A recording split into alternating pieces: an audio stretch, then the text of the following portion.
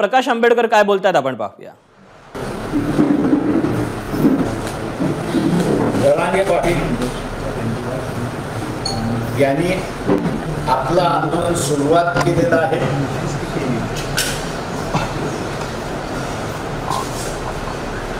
आणि दुसऱ्या बाजूस मुख्यमंत्र्यांनी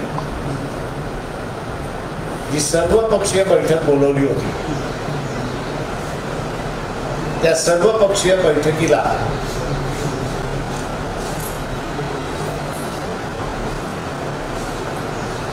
सर्व मराठा नेते, एनसीपीचे, काँग्रेसचे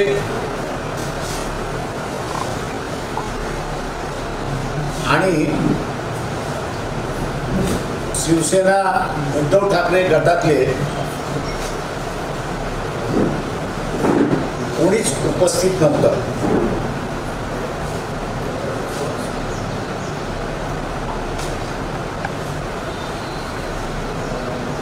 आणि त्यामुळे त्या बैठकीमध्ये नेमकी राजकीय पक्षाची भूमिका काय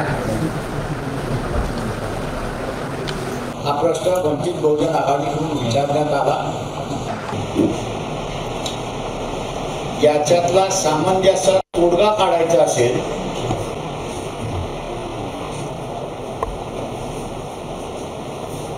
तर इथले जे श्रीमंत मराठ्यांचे पक्ष जे आहेत त्याच्यामध्ये एनसीपी आहे, काँग्रेस आहे, बीजेपी आहे आणि उद्धव ठाकरेंची शिवसेना आहे.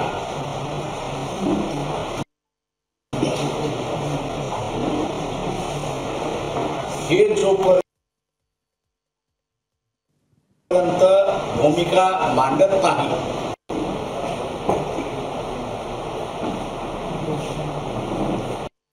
तोपर्यंत तोडगा हा निघत नाही.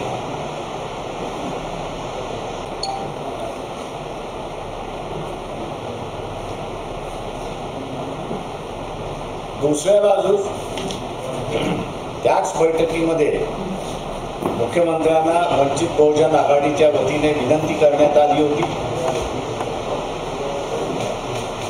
मुख्यमंत्र्यांनी या सर्व राजकीय पक्षांच्या नेत्यांना व्यक्तिगत पत्र लिहावं. मुख्यमंत्री पण लिहावं पण त्याच्याच बरोबर व्यक्तिगत सुद्धा लिहावं. या प्रश्नावरती म्हणजे जरांगे पाटील यांची जी मागणी आहे की मराठा समाजाला ओबीसीतून आरक्षण, ओबीसीच्या कोट्यातून आरक्षण द्या, ही जी मागणी आहे या मागणीच्या संदर्भात राजकीय पक्षांची भूमिका काय आहे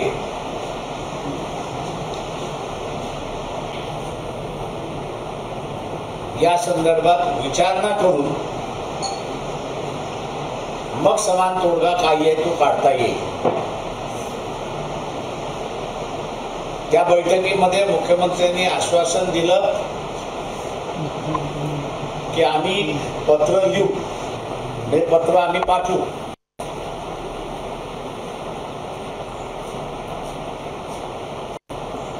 अजूनपर्यंत वंचित बहुजन आघाडीला ते पत्र मिळालेलं नाही. इतर पक्षांना मिळालं का या संदर्भात आमच्याकडे काही खुलासा नाही.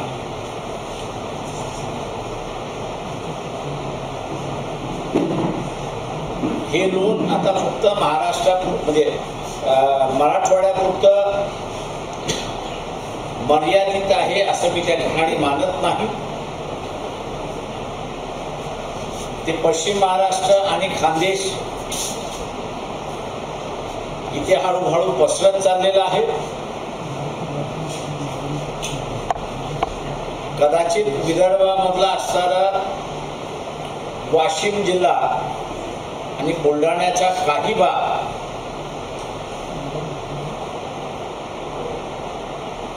इफेक्ट होण्याची शक्यता आहे.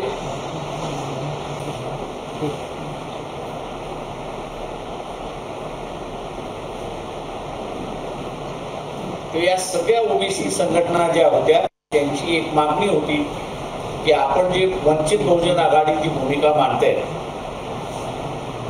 ती गावोगाव गेली पाहिजे आणि म्हणून पक्षाच्या वतीने आम्ही असं ठरवलं की या सामाजिक संघटनांना घेऊन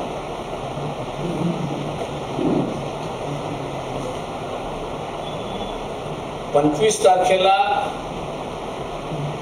दादर चैत्यभूमी इथून सुरुवात करायची. त्याच दिवशी फुलेवाड्याला जायचं पुण्यामध्ये आणि 26 तारखेला सकाळी, त्याला 26 जुलै ही महत्वाची तारीख आहे. या दिवशी शाहू महाराजांनी आरक्षणाचे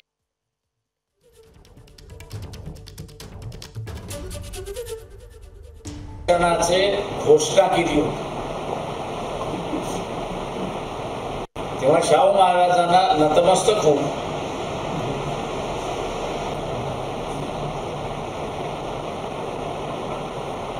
आरक्षण बचाव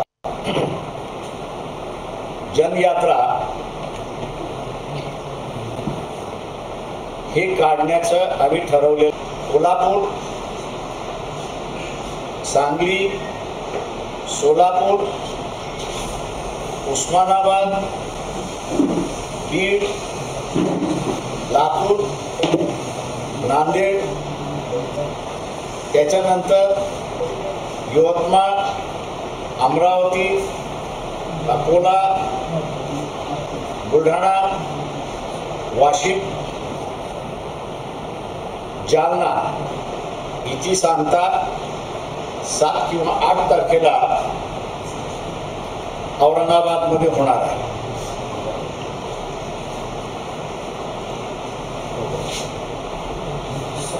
या 7 किंवा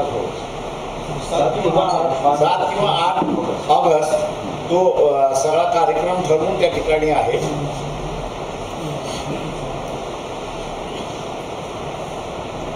या रूटवरती ठिकठिकाणी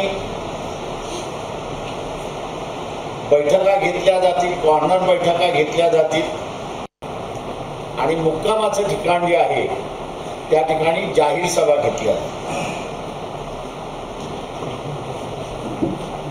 त्याच्यामध्ये ज्या प्रमुख मागण्या आहेत, प्रमुख मागण्या म्हणजे ओबीसीचं आरक्षण वाचलं पाहिजे, SC ST विद्यार्थ्यांची स्कॉलरशिप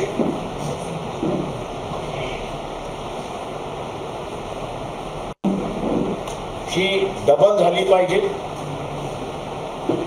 केंद्राची स्कॉलरशिप मिळते, राज्य त्याच्यामध्ये काही स्वतःचा हिस्सा देत नाही इतर राज्यांप्रमाणे. त्याचबरोबर ओबीसीच्या विद्यार्थ्यांना सुद्धा SC ST ची जी स्कॉलरशिप मिळते ती तशीच्या तशी लागू झाली पाहिजे. घाई गर्दीमध्ये ज्यांना फॉर्म ऑफ कास्ट सर्टिफिकेट, ज्याचा एक फायनल कास्ट सर्टिफिकेट ज्यांच्या अगोदर फॉर्म ऑफ कास्ट सर्टिफिकेट असतो तो घाई गर्दीने इश्यू करण्यात आलेला आहे, तो पूर्णपणे रद्द करावा.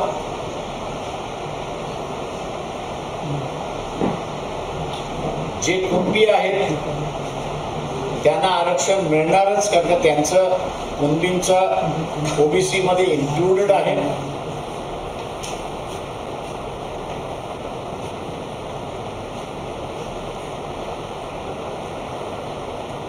आणि शेवटी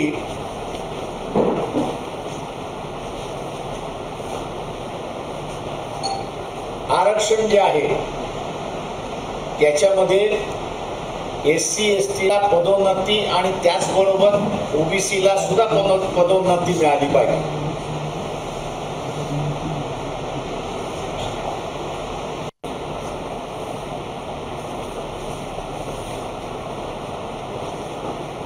या सगळ्या मार्चमध्ये आम्ही अपील करणार आहोत इथल्या असणाऱ्या रयतेतल्या मराठ्यांना, गरीब मराठ्यांना, की श्रीमंत मराठा आतापर्यंत तुम्हाला फसवत आलेला आहे. टिकाऊ आरक्षण काही दिलेलं नाही.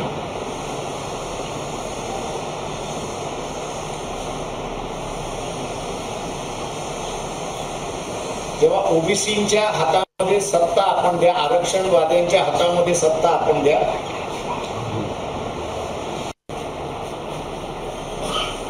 त्या सत्तेचा उपयोग हे गरीब मराठ्यांचं आरक्षणाचं ताट, टिकाऊ ताट असं मी म्हणतो, वेगळं आणि स्थायी करून देण्याचं आश्वासन आम्ही देणार आहोत. आमचा हेतू हा आहे की जी स्फोटक परिस्थिती बनत चाललेली आहे किंवा झालेली आहे ती अजून चिघळू नये. शांतता ही राहिली पाहिजे.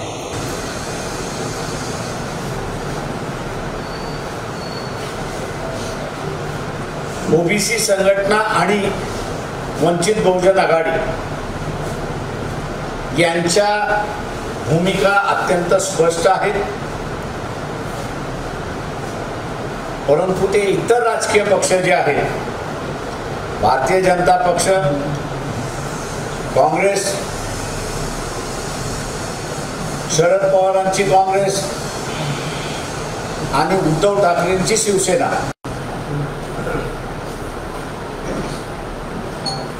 यांनी अजून भूमिका घेतलेल्या नाही.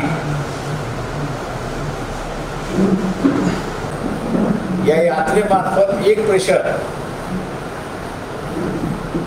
यांनीही भूमिका घेतल्या पाहिजेत, जेणेकरून ही स्फोटक बनलेली परिस्थिती निवळण्यात येईल आणि पुन्हा गावगाडा जो आहे तो पूर्वरहित होईल अशी अपेक्षा धरून आम्ही असणारा ओबीसी बचाव यात्रा आयोजित केलेली आहे. आपण आता विचार, तुम्ही ही घोषणा केल्यानंतर तिकडे भुजबळ काल पवारांना भेटले आणि ते असं म्हणतात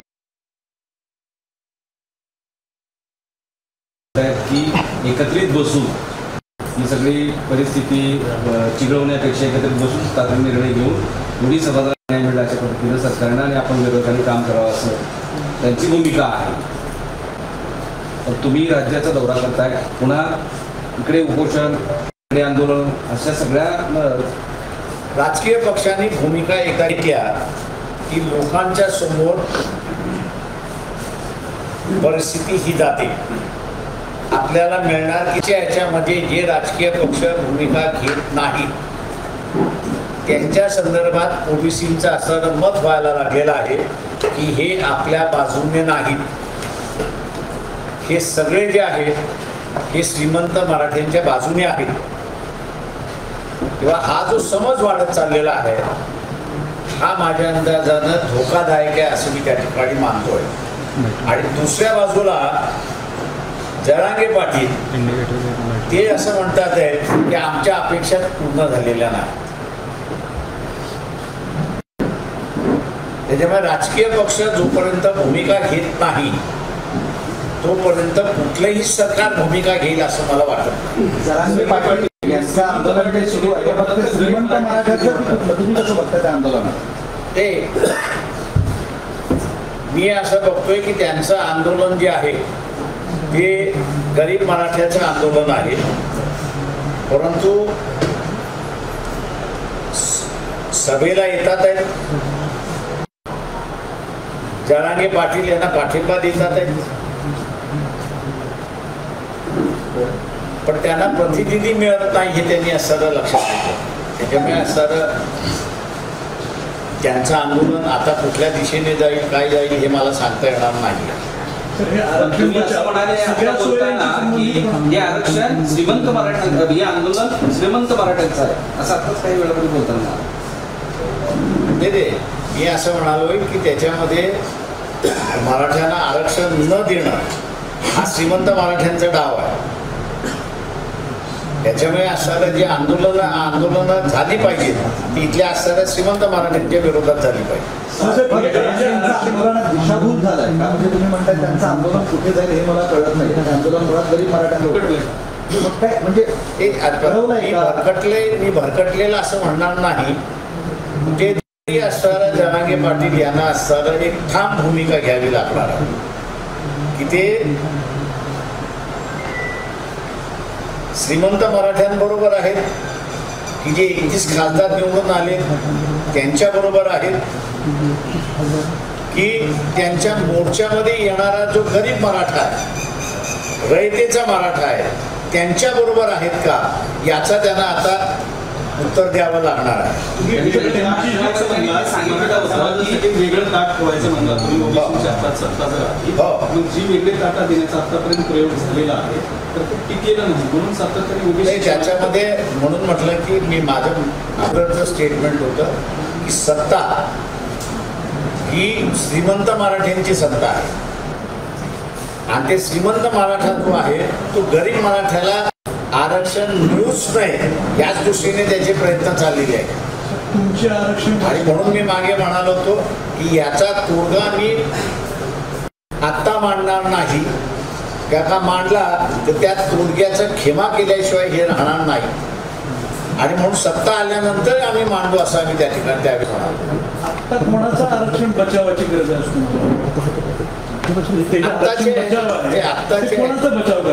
आत्ताच्या याच्यामध्ये जे आहे ते भेसळ करण्याचा जो भाग चाललेला आहे की सगळे सोयरे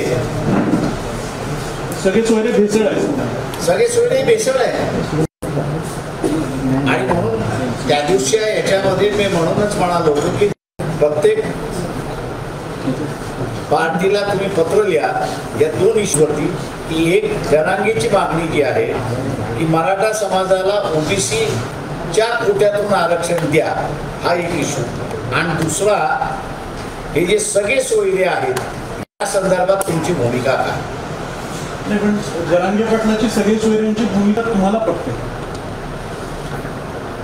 त्या बैठकीमध्ये मी जे मांडलं ते पुन्हा इथे असताना मांडतो. ट्रायबल संदर्भातलं जे आहे किंवा SCच्या संदर्भातलं जे आहे ते सगळे सोयरेच्या संदर्भातलं सुप्रीम कोर्टाचे निर्णय आहेत, फुलबेंचचे निर्णय आहेत आणि म्हणून शास्त्राला म्हणालो की ह्या फुलबेंचच्या निर्णयाचा विचार करून आपण पुढील निर्णय त्या ठिकाणी घ्यावा. ते निर्णय सगळे सोयऱ्यांच्या विरोधात, SC STच्या सगळ्या सोयऱ्यांच्या विरोधात. आईच्या बाजूने जे नातेवाईक येतात त्यांना न करता पुरुषांच्या बाजूने आहेत असं नाही. माझ्या अंदाजानं हे जे आहे हे रॉंग इंटरप्रिटेशन केल्या जाते. ही आपण असताना पितृ सत्ता म्हणून आहे असं आपण त्या ठिकाणी मानतो.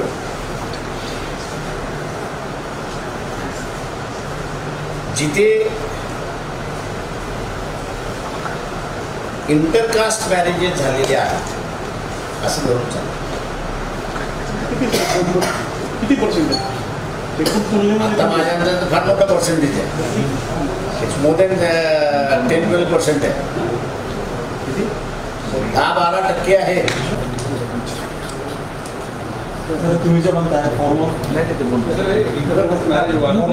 वाढतंय ना ते बोलताय ते जास्त असे त्याच्यामध्ये सुद्धा आता या विषयाने कधीतरी बसलो तर मी सांगेन की कसं त्या लोक जात तोडायला मागतात आहेत पण गव्हर्नमेंट आणि कोर्ट कसं ते तू देत नाही हे मी पण नंतर मांडेल. सर्वपक्षीय नेते बोलावले जात आहेत, सर्वपक्षीय नेते येत नाहीत. तुम्हाला काय वाटतं की हे लोक एवढा मोठा महाराष्ट्राच्या महत्त्वाच्या विषयामध्ये ज्वलंत प्रश्नामध्ये विरोधी पक्ष नेते किंवा ज्यांना बोलवलं ते का लक्ष घालत नाही? त्यांना काय काय वाटतं असं आहे की आपण सगळ्यांनी छगन भुजबळ यांची मुलाखत बारकाईने ऐकली नाही. त्यांनी रेफरन्स देताना मराठवाड्याच्या नामांतराच्या दंगलीचा त्यांनी रेफरन्स दिला. त्यावेळेस सुद्धा सत्ता पालट होती, आत्ता सुद्धा सत्ता पालट आहे. त्याच्यामुळे सत्ता पार्टीच्या बॅकग्राऊंडवरती त्यावेळेस दलितांचा बळी घेतला, यावेळेस ओबीसींचा बळी जातोय का, हा महत्वाचा भाग आहे. सत्ता सगळे विरोधी पक्ष म्हणून असताना आम्ही ती शांतता राहावी म्हणून असताना सगळं ढोळून काढू. कास्ट सर्टिफिकेटचे फॉर्म तुम्ही म्हटलं ते रद्द करावं, कोणते फॉर्म असतात आता इश्यू केलेली आहे ते नोंदणीनुसार मराठा समाजाला आता जे पूर्वीचे दिले आहेत ते बरोबर ना. एक आपण लक्षात घेतलं पाहिजे की ओरिजिनल जी यादी मंडल कमिशनच्या ह्याला जोडण्यात गेली होती किंवा अमेंडमेंट करून जोडण्यात आली होती, माझ्या माहितीप्रमाणे 1993 मध्ये कुणबी समाजाला आरक्षण देण्यात आलं. इन द इयर 1993 तेव्हा कुणबी समाजाचं आरक्षण शाबूत आहे. ज्यांना आता असं इतर मार्गाने एंट्री द्या असं जे आहे त्याचं भांडण चाललेलं आहे असं मी त्या ठिकाणी म्हणतो. This is my reading of the situation. हे वाक्य असं आहे की आता जे नोंदी मिळाले त्या नोंदीच्या आधारावर जे काही कुणबी प्रमाणपत्र दिले ते रद्द करावे असं तुमचं म्हणणं आहे का? माझं म्हणणं असं आहे की माझं म्हणणं असं आहे की ते तपासलं गेलेलं नाहीये. ज्यांना तुम्ही दिले त्यांनी अर्ज केलाय का, तर त्यांनी अर्ज केलेला नाही. तुम्ही स्वतःहून सर्च केलेला आहे, अधिकाऱ्यांनी सर्च केलेला आहे. ज्यांनी घेतलं नाही असं मी म्हणेन आत्ताच्या याच्यामध्ये त्यांनी स्वतःहून सोडून दिलेलं आहे, असंही होऊ शकतं. त्याच्यामुळे आमचं म्हणणं असं आहे की तुम्ही आता जे काढलेले ते रद्द करा. जे कुणबी आहे ते शासनाला अर्ज करतील आणि त्यांना सर्टिफिकेट मिळून जाईल. याच मुद्द्यावर मागच्या आठवड्यात मुख्यमंत्री स्वतः म्हणाले त्या तुम्ही ज्या बैठकीला होतात आणि ते प्रेस कॉन्फरन्समध्ये म्हणाले की आता ज्या नोंदीच्या आधारावर प्रमाणपत्र दिले जातील ते रद्द होणार नाही.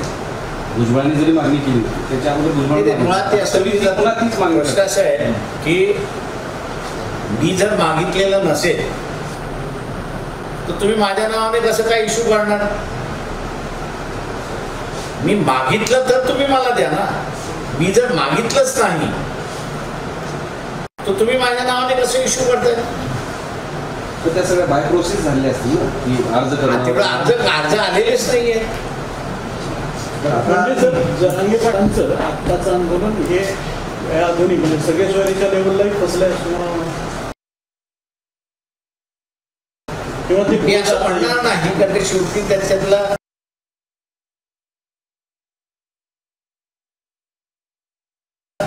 तुम्हाला मार्ग काढता येत नाही असं नाही. माझं एवढंच फक्त त्याच्यातलं असं म्हणणं असं आहे की पॉलिटिकल पार्टीजनी या सेन्सिटिव्ह इश्यूवरती आपली भूमिका मांडली पाहिजे. दंगल होईपर्यंत थांबता कामा.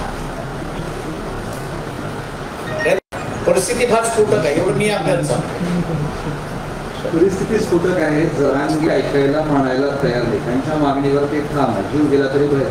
आणि ओबीसी संघटनांची गेल्या जे काही आंदोलनं झाली ते त्याच्यावरच ठाम आहे. जीव गेला तरी बरं. तर मग यातनं तोडगाच निघणार हा प्रयत्न आहे. माझं म्हणणं असं आहे की तोडगा काढणाऱ्या राजकीय पक्ष आहेत आणि असेंब्ली आहे. इलेक्शन राऊंड ही कॉर्नर असल्यामुळे प्रत्येक जण आपली पोळी भाजायचा प्रयत्न चालला. मी जसं म्हणालो की त्याच्यामध्ये बीजेपी सुद्धा येईल. तेव्हा हे भूमिका घ्यायचं टाळतायत.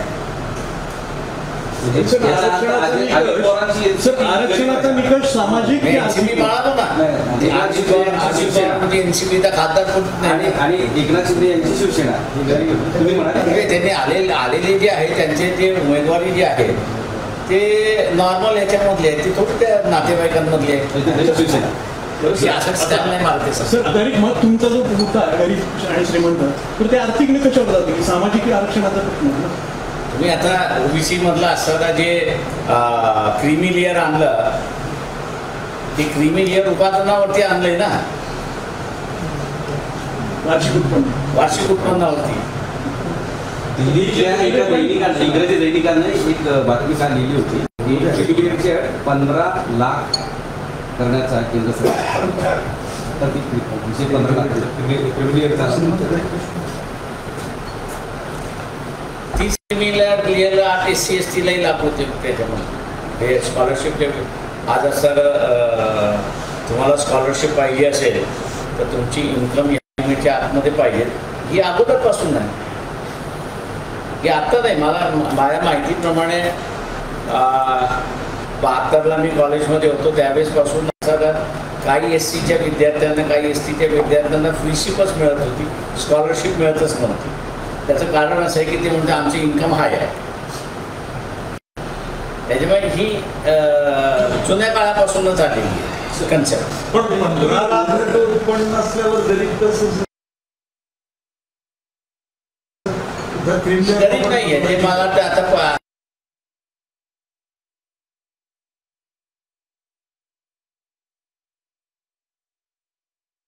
आता 13 जागेपैकी 10 जागा हरल्या, त्याच्यामुळे असं कुठेतरी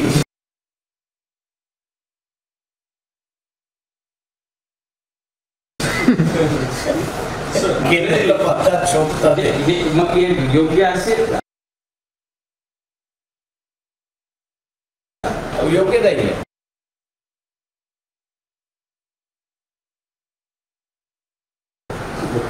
ते कमी असायला आपल्याला वाढवायला लागेल. काही लोक म्हणतात हे कमी करा 4.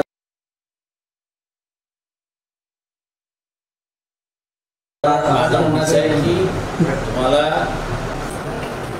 इन्कम लिमिट हे जर करायचं असेल, तुम्ही आता जेव्हा 15 लाख जेव्हा करताय त्यावेळेस त्याच्यातला खरा गरीब जो आहे तो बघूनच जा. आरक्षण म्हटलं व्याकरणामध्ये खूप पण सामील होईल. आम्ही कोणालाही नाही म्हणत नाही. छगन भुजबळांना यायचं असेल त्यांनी यावं, मुंडेंना यायचं असेल त्यांनी यावं, इतर सगळ्या ओबीसी संघटना आहेत त्यांना आम्ही बोलवलेलं आहे. पॉलिटिकल पार्टी आहे. हा, आम्ही असं इलेक्शन लढणार, कार्यकर्ते आहेत, फॉर्म भरती लढतील. किती कुठे कुणासोबत कसं असतं? आत्ताच्या स्टेजमध्ये आम्ही असं आमचा नेहमीचा मार्ग जो आहे तो चालवलेला. पण आघाड्यांची पण चर्चा होते. ही आघाड्यांची चर्चा होत नाही. माझ्या अंदाजानं अजित पवार एनसीपी आहे ते आम्हाला वापरतात आहेत असं मी त्या ठिकाणी म्हणेन की आम्ही चालू वंचित थांबवायचं असेल तर आमच्या सीट वाढवा. We are being used as a scapegoat.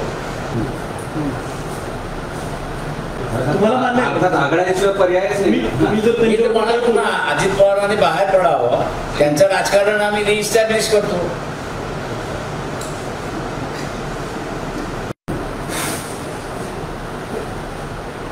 Ajit Pawar युतीतून बाहेर पडल्या नाही. बाहेर पडल्यानंतर चलो, थँक्यू. तेव्हा प्रकाश आंबेडकरांकडून आरक्षण बचाव यात्रा काढण्यात येणार या सगळ्याबाबत प्रकाश आंबेडकर माहिती देत होते. एबीपी माझा, उघडा डोळे बघा नीट.